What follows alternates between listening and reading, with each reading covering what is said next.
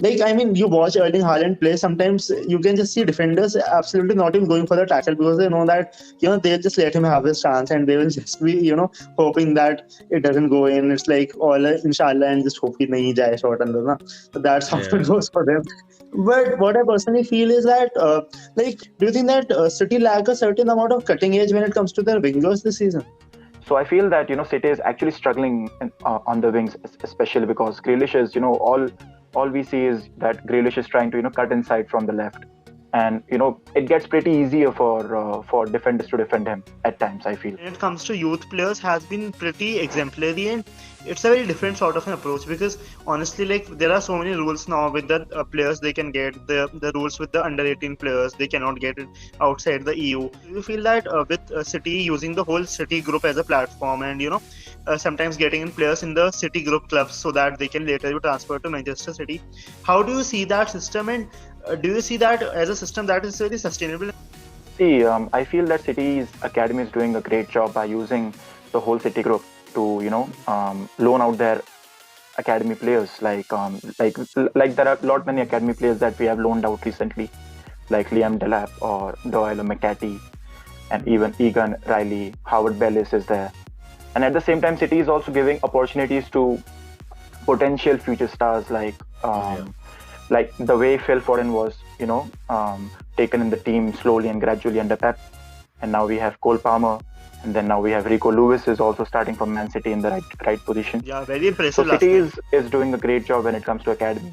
Of course, the future of sports, the the investments that all, not only sports organizations but also other corporate, all other private investments are doing in sports, in football, is something that keeps the general fan also a lot of interested as long as the long picture is concerned. So Siddharth, how does it feel when someone comes and says, "Arey City to oil money hai, ekdam sheikh ka paisa hai," and they just go and say, "You just buy everyone. There's no budgeting properly, or you have no roofs on it. So तुम्हारी जगह हम होते तो हम भी ये कर लेते वो कर लेते." I'm very sure you have come across this on more than once. Before you answer this question, let me rephrase it. जैसे instead of जैसे दो ही someone comes, I would say as Liverpool fans say. Yeah, as Liverpool fans. कि तुम्हारे तो बहुत मजे हो गए. But yeah, carry on, man. Just kidding.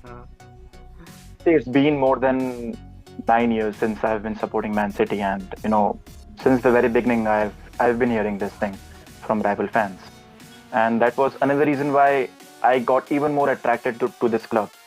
The amount of hatred everyone had for Man City, and obviously, see, the thing is, it's a very obvious thing. If you want to achieve a certain level, you have to spend money. In current market, you cannot achieve things consistently if you are not going to spend certain amount of money.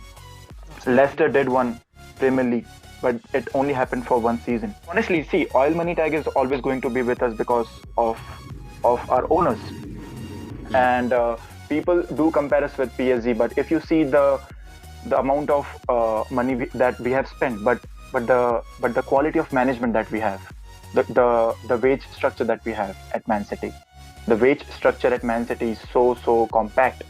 We are not giving away salaries to players the way Man United is giving. Do you think that Alvarez and Haaland on top with De Bruyne behind them would be a very good formation attacking wise for City? Like when it comes to the attack, a much more fluid sort of a combination. No, I don't think so. See, I feel that the current formation is more suited to Man City's playing style, because if you go with two strikers up front, that would make our style of play more compact. And City likes to play it wide. City likes to use their wingers at the same time. Obviously, yes, I do feel, even everyone would feel that Alvarez is underutilized under Pep because we have Erling Haaland. But you have to have a good backup in your squad. So I feel that this formation suits City a lot. And City always like to use fullbacks as well as wingers. So City suits the wide formation more than narrow formations, I feel.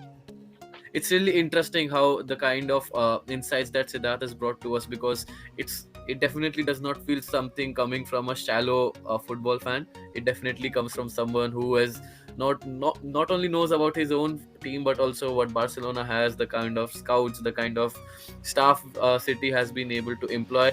Yeah, Anukar sir, do you have any parting thoughts for Siddharth's extremely at times educational, at times fun, but overall pretty entertaining 30 minutes that he has spent with us? Yeah, man, a very knowledgeable show for all of us combined, for that matter, and for our viewers also. And this is going to be, Siddharth is going to be our second guest on YouTube as per that. And Yeah. we are very thankful to Siddharth. Thanks a lot, man, for doing this show with us again. I mean, Siddharth, please do tell us whatever you want to share as we approach the business end of this episode.